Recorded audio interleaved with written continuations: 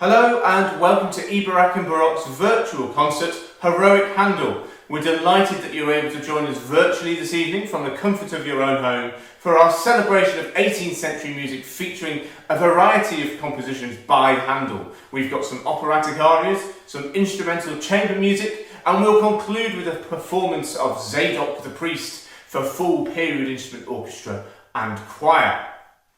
This project is the culmination of 2 months' work by 25 young, dedicated freelance musicians, and may I place on record my sincere gratitude for the support and commitment to Eboracum that they have shown throughout this project. I hope we can be back in the same room very soon making music together, but in the meantime we offer this virtual concert to help support freelance musicians and Eboracum Baroque in these uncertain times. A little bit later on in this concert you'll be finding out about how this project has been possible, how it's been brought together, and how technology is allowing us to be performing together this evening. We ask that at the end of the concert, if you're able to do so, to give a small donation of £10 to £15, something that you might give if you were going to watch a concert in person. This money will go directly to the musicians that you're hearing this evening, and also to secure the future of Eboracum Baroque moving forward. We're also delighted that our interval drinks will be provided by York Gin, and a little bit more on them a little bit later on. And as well as the musical side of tonight's performance, each piece has a specifically chosen picture as its backdrop, a picture that has perhaps some significance to the piece or just in general 18th century life. And we're hoping this again is another visual element for you to enjoy. We began with a fanfare from one of Handel's operas, Rinaldo, and we'll be returning to Rinaldo a little bit later on. But for now, we begin with the opening chorus of Handel's Acis and Galatea. It was described as a pastoral entertainment, and it was Handel's first setting of a substantial English text in 1718, which, as you'll hear, was a pretty impressive start. It would have been first performed in a rather intimate setting at Canon's, which would later become the Duke of Chandos' house, and performed with very small forces, written for a small orchestra, and just 5 singers who acted as both the soloists and the chorus. It tells the story of the shepherd Acis, who is in love with the nymph Galatea. Things turn darker later on with the arrival of Polyphemus the giant, but at the very start of the opera, an idyllic scene is set of happy nymphs and swains enjoying the pleasure of the plains.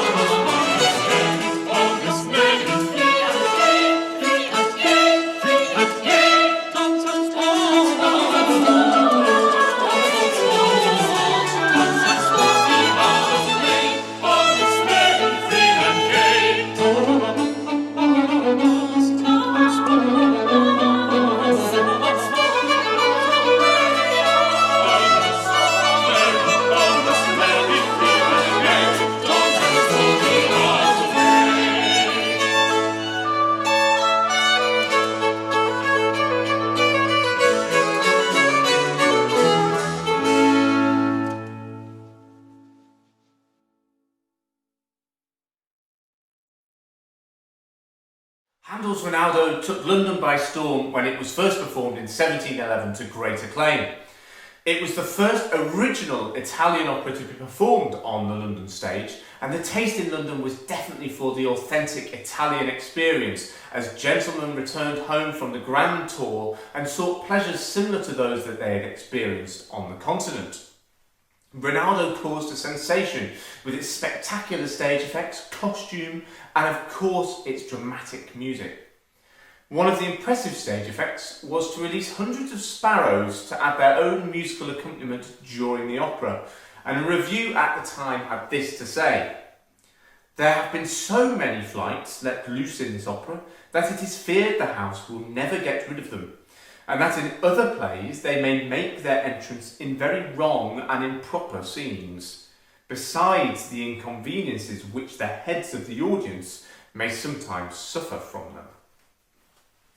The aria you're going to hear today comes from very early on in the opera, in Act 1, and is sung by the villainous Andante, the king of Jerusalem. Christian forces are besieging Jerusalem, and Andante arrives to request a 3-day truce. And some of the text that you'll hear in this aria is a little confusing. His manic declaration that he seems to hear the hissing of serpents and the howling of a voracious monster are actually removed from a previous dramatic piece by Handel, his Italian version of Acis and Galatea, written a few years earlier. But of course, Handel liked to reuse things. The dramatic nature of the aria, with its virtuosic vocal writing and its added grandeur of trumpets, perhaps indicates Andante's personality, a cocky bully who wants to intimidate his besiegers, but in this event he appears ridiculous, much like a strutting peacock preening his feathers.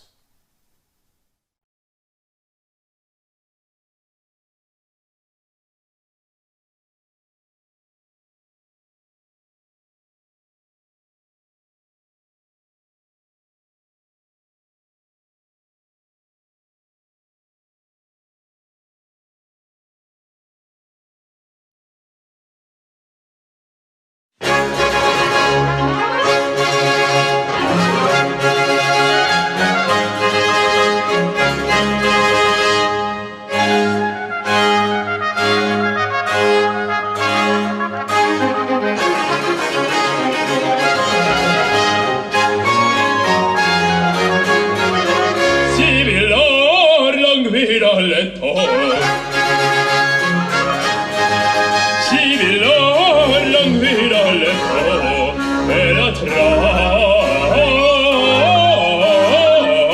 ora c'è scilla farmi udir torno a me farmi udir torno a me Sibilar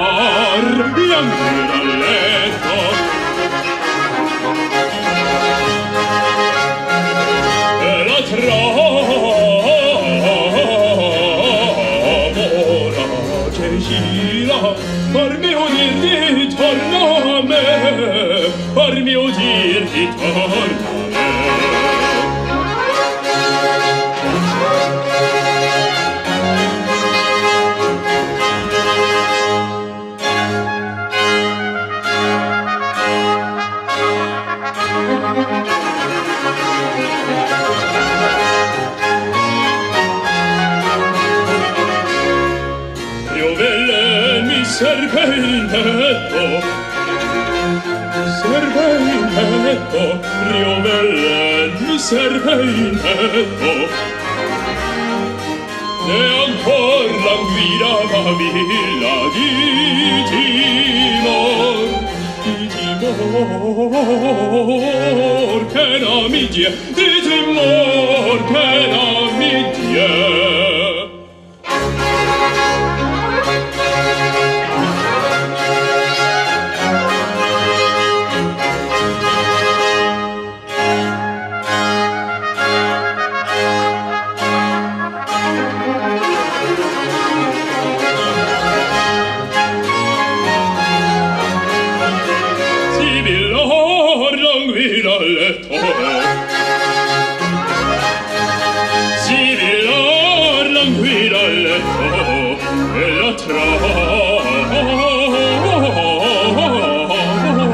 vorace scilla, a mio dirti torno a me, per mio dirti torno a me.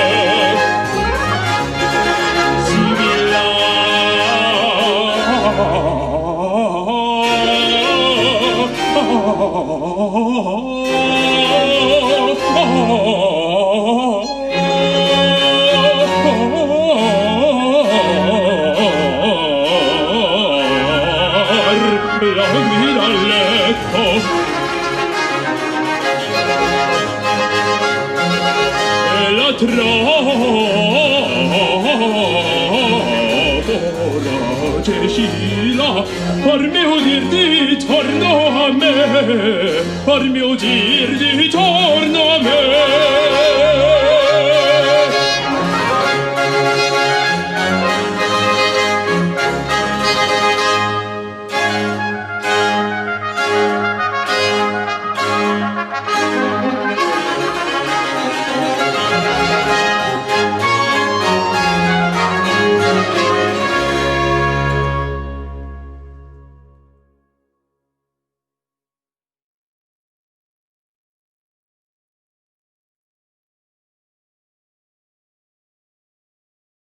This concert simply would not have been possible without the technical wizardry of David Sims. He's been absolutely fantastic through this process, and I'm extremely grateful for all the time he has dedicated to this project.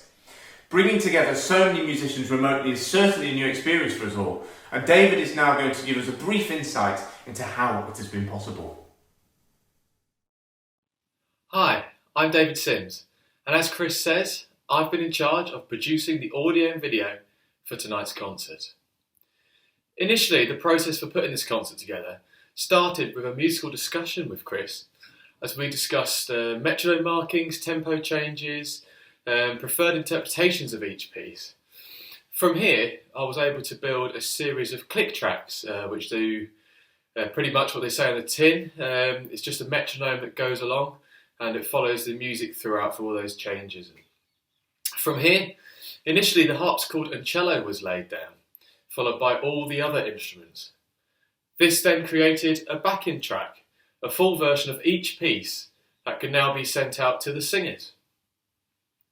The next stage was piecing together all the videos. Each instrumentalist and singer has filmed themselves in concert dress and remotely from all over the UK and Europe. In the concert tonight, there is nearly 6 hours of footage edited together. It's been a great project to work on for every single stage of the process. From the excitement that Chris and I had when we heard the very first instrumental audio tape come back to us, to where we are now. I have to say a public thank you to all the instrumentalists and singers for their professionalism and adaptability throughout the process. And I hope that they, and of course yourselves, enjoy the results. A huge thank you to Chris, of course, for putting this concert all together, and I hope you enjoy the rest of the performance. We now have some chamber music for you. We are going to be performing 2 movements from Handel's Trio Sonata Opus 2, number 1 in B minor. The first movement is a beautifully expressive Andante, which is going to be followed by a more lively Allegro movement with lots of conversation going on between our separate parts. There's so much variety of character and richness of harmony in these short movements, and it's no surprise that some regard these trio sonatas by Handel really as the pinnacle of that genre of writing. Needless to say, we would really love to be playing this all together in one room, but we really hope you enjoy this lockdown version.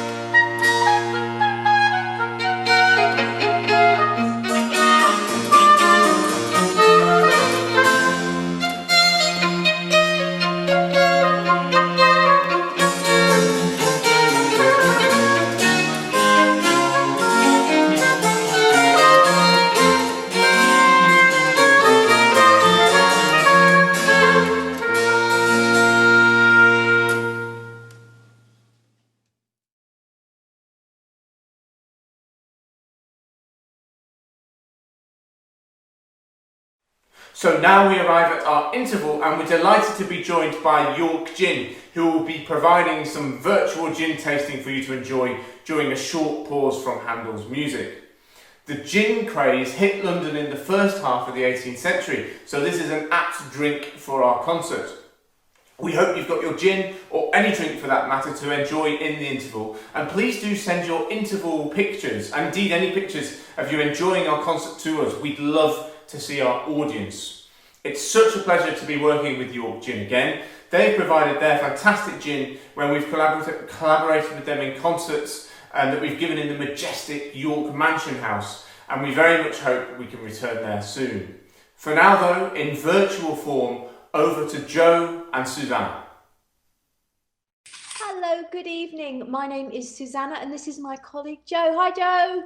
Hi there, good evening. Welcome to the break. Lovely, and we are from York Gin, and it is our absolute pleasure to be with you this evening. We really hope you're enjoying the concert. Absolutely. Very lucky to be having all that lovely Handel. I was just saying, Susanna, one of my favourite arias from any opera actually is from Xerxes, Ombra Me Tu. I love that. Very, very nice indeed. So yeah, lucky old you lot. Absolutely. You're very cultured, Joe. Very. Oh, you know me, I like a bit of opera. Absolutely. Now, you would normally be seeing us at the Mansion House, serving you a gin and tonic through the interval, but we obviously can't be there. Our shop is in the centre of York. We are there, but not there currently. So what we're going to do, there it is. Look at us. Look at us. There's you and me, Joe, in our beautiful shop there. And it won Best Shop of the Year in York. It did. It certainly did. Now, what we thought we'd do this evening is we would tell you a little bit about York Gin and serve you a virtual gin and tonic. So here we go. We're 2 years old. We have our beautiful distillery at Acis, which is within the city of York. And we have our shop, as you've just seen, right at the bottom of the shambles on the pavement. So it's a gorgeous shop. Do come and see us when we're open again. Now, interestingly, for this evening, our still is called Ebor. Now, Ebor, of course, is very apt because, of course, you're watching Eboracum Baroque this evening, which is fantastic. We hope you're enjoying it. So, Joe's going to tell you a little bit about Old Tom Gin in a little while, but we're going to start with our classic London Dry. Now, this is an absolute corker. It was described as perfect by the Great Taste Awards, and it's a full-flavoured, juniper-led London Dry. It is absolutely stunning. I'm just going to remove my cat because he's in my eyes. So excuse me about that. I'll just take my cat down. Paris, he does like to be on the telly. Naughty Paris. I'm so sorry about that. So Joe, will you lead us through a little bit about tasting before we make our gin? Now, tasting gin is the same as a wine tasting, basically. So the first thing you want to do really is get your nose in there, get your snoz into your glass. So pour yourself a little bit, just a thimbleful of your London Dry into the glass, and put your nose in. What can you smell? Swish it about. Hopefully some of the botanicals will be coming out at you, will be hitting your nose there. So, yes. Yeah, I'm good. Getting citrus for sure. Very good indeed. So that'll be obviously from the lemon peel that we have as one of our ingredients. Right, now drop a bit onto your tongue and swish it round, all around the mouth, because obviously different parts of the tongue are receptacles for different tastes. So you need to really coat it to get every type of flavour in there. Yum. I'm getting a little bit of pepper. I'm getting I've definitely got the juniper as well coming through there. Ooh, gosh. All the way from Macedonia, our junipers, aren't they? Macedonian junipers, they're the best.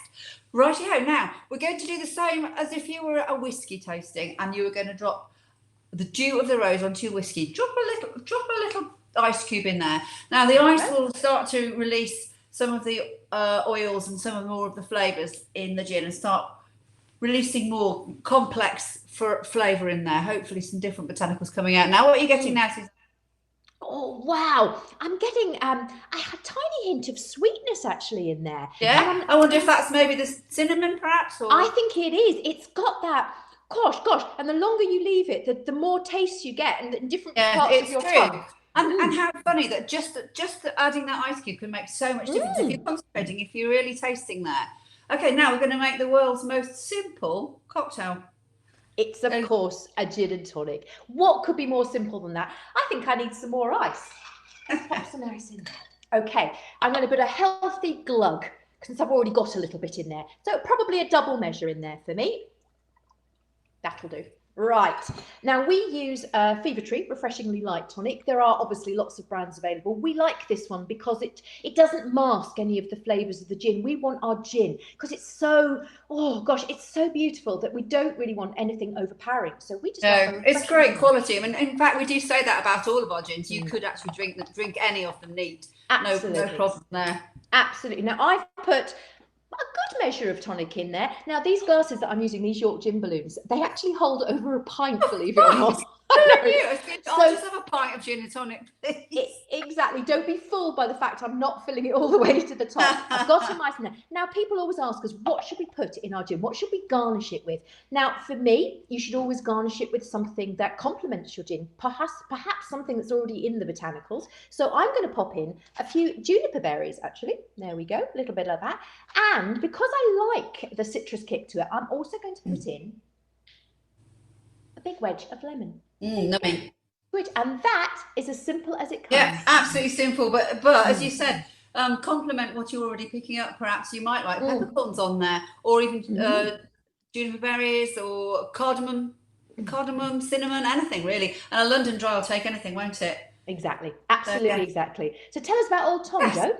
A little bit about Old Tom. Old Tom is often referred to as the missing link in the gin world because it's slightly drier than the Dutch Genevas, but sweeter than the British London Dry. So Old Tom, well, there's lots and lots of stories about how it originated, but we're basically talking back to a time when 1 in 4, and I mean this, 1 in 4 habitations in London was used to distill gin. Can you imagine? So you can probably imagine what some of the quality of this stuff was like. Not great. So they were using lots of flavours and additional syrups and whatnot, foraged from wherever they could get a nice flavour, and adding it to the London Dry. And that was basically an Old Tom. So some people are claiming that it was a tomcat who fell into a vat and changed the flavour.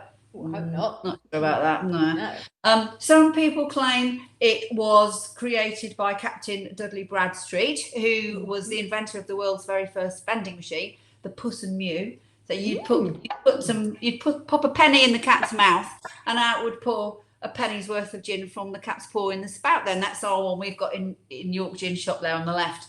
But he was a very great diarist and never mentioned Old Tom or the making thereof. So we don't think that's very likely either. The reality is probably a little bit more mundane. There were 2 Thomases, a master and his apprentice. Thomas Chamberlain, the master distiller, and his apprentice, Thomas Norris. And Thomas Norris actually went off to make a really, really nice gin palace in Covent Garden.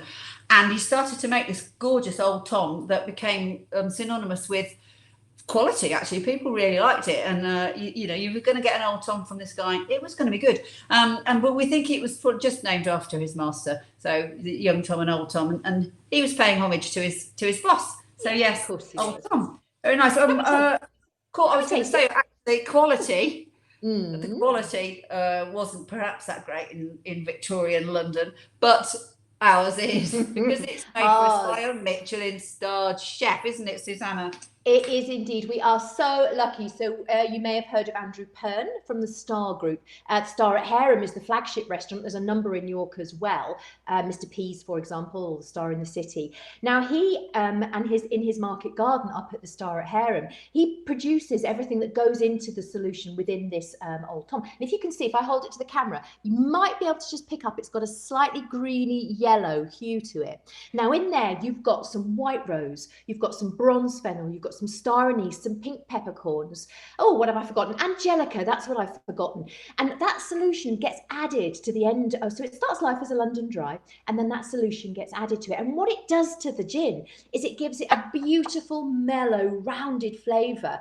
I think we ought to try some. Let's stop talking. That's good. It's my favourite. Anybody who comes in the shop doesn't escape without trying one.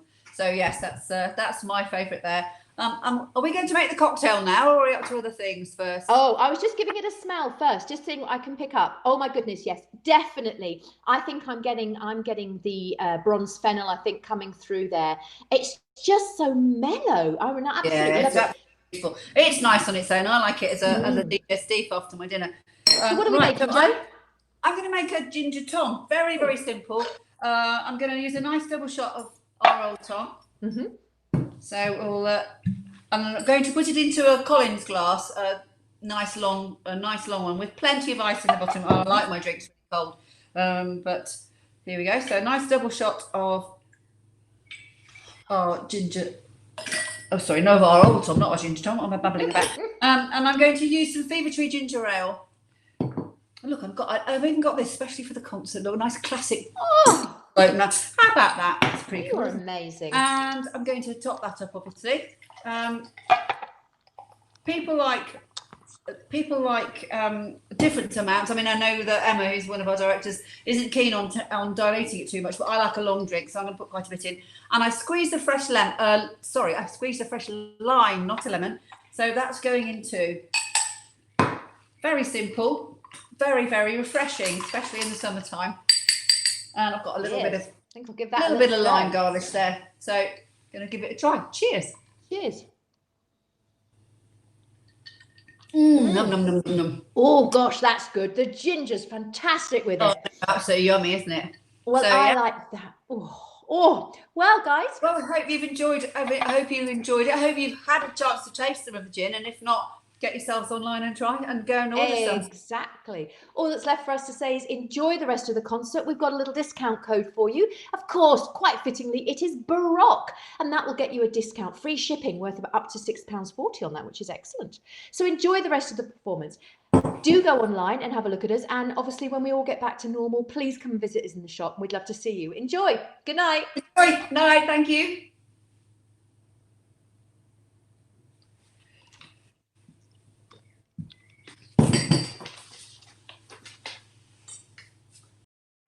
Welcome back. I hope you're all suitably refreshed after the short interval. We continue with operatic Handel and to 1724 with another big hit from his Italian operas in London.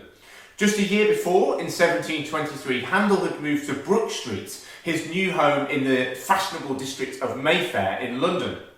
This would remain his home for the rest of his life, and perhaps the new domestic stability gave him even more inspiration for his compositions.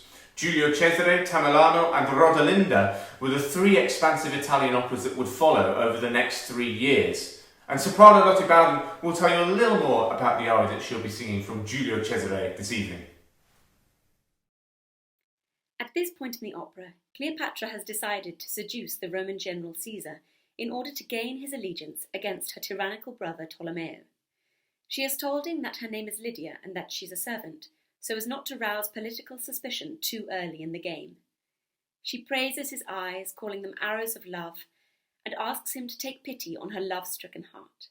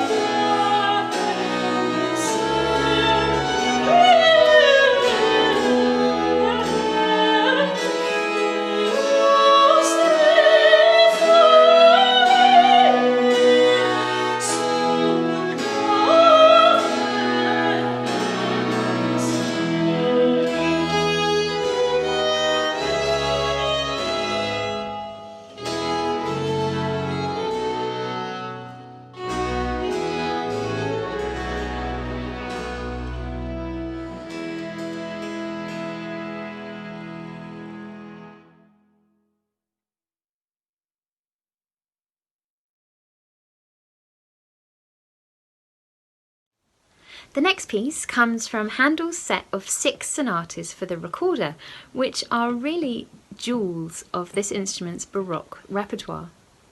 That being said, it was believed that they were written not with the recorder player in mind, but the continuo. We believe that they were conceived as lessons for Princess Anne, who was the daughter of King George II and Handel's student. This theory is supported by the fact that there are often no figures at all mentioned in the original autograph manuscripts, and instead the continuo player is left to independently identify the harmony that Handel had intended here. Plus, in numerous places, the continuo line is far more virtuosic than the soloist, which is reasonably unusual in Handel's writing. Whilst the melody lines themselves are beautiful, they are largely recycled. Handel quotes a number of his opera overtures and dances and arias throughout these sonatas, but that's where the one that you're about to hear is a little different. This is the sonata in F major, which was itself going to go on to be recycled, as it was reborn about a decade after it was first published as Handel's organ concerto in F. Like a typical Baroque sonata, it's made up of 4 movements: a larghetto, an allegro, a siciliana, and an allegro to finish.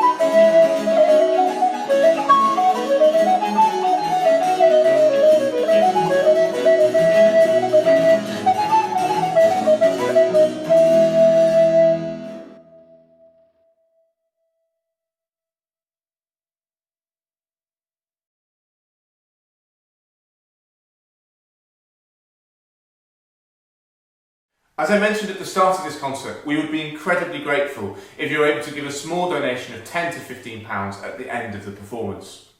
All the musicians involved in tonight's performance are young freelance musicians, and our careers going forward have a rather uncertain outlook. The money donated this evening will go directly to the musicians performing and to Eboracum Baroque. You can make donations securely via PayPal, and the link can be seen on the screen now, and is also available after the concert in the YouTube description, Facebook comments, and indeed by just heading over to our website www.eboracumbaroque.co.uk. I originally set up Eboracum Baroque back in 2012 to offer opportunities to young performers like myself to perform lots of repertoire from the Baroque era, be it famous pieces like Handel's Messiah or delving further back into forgotten composers of the 17th and 18th centuries. We are determined to present an engaging programme of events going forward into 2021 and beyond in whatever format is possible. And as well as concerts and recordings, Eboracum Baroque is committed to delivering a high-quality education programme that aims to inspire young people by providing engaging musical experiences that they may otherwise not have access to. We're in the process of working with schools and music hubs to see how we can offer workshops in schools in the months ahead. In order to continue striving to develop our work, we require your support to make this happen. Thank you.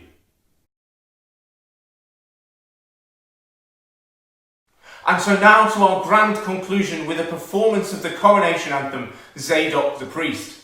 Originally written for the 1727 coronation of George II in Westminster Abbey, it shows Handel's choral and orchestral writing at its most magnificent, with large-scale orchestral forces, including 3 trumpets and timpani, and an 8-part choir. And an account from the time reads as follows. Yesterday, there was a rehearsal of the Coronation Anthem in Westminster Abbey, set to music by the famous Mr. Handel. There being 40 voices and about 160 violins, which is a little sceptical, trumpets, oboes, kettle drums and basses, besides an organ which was erected behind the altar. And both the music and the performers were the admiration of all the audience. However, some of the music during the actual coronation service was deemed to be a bit of a disaster, mainly down to the fact that there were 2 rival orders of services in different orders, and also the possibility that the Chapel Royal Choir at the time were not of the highest quality. We hope this performance is a glorious conclusion to our heroic Handel project. It brings together so many musicians from across the UK and Europe, and we're really looking forward to when we can perform together again. But for now, here is our performance in isolation of the magnificent Zadok the Priest.